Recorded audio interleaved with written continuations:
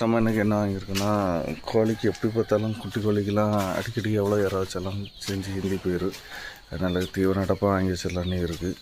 ஏன்னா மழை டைம் பற்றியில் சும்மா வரந்து கோழி வளர்க்கு வேறு அதான் அதே கடையில் 2 தீவன டப்பாவும் வாங்கியிருக்கு. இதை எப்படி வச்சுருக்குன்னு பார்ப்போம்.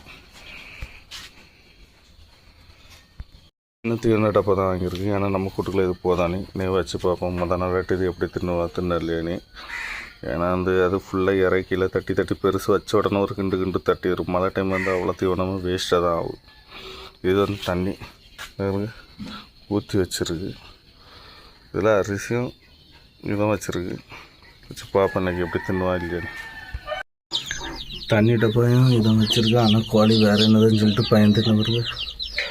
எல்லாம் ஒன்று மேலே ஒன்று போய் படுத்து போய் ஒழிஞ்சு கிடாது. இங்கே நம்ம தண்ணி தான் இற வச்சுருக்கோன்னு அதுக்கு தெரியலை.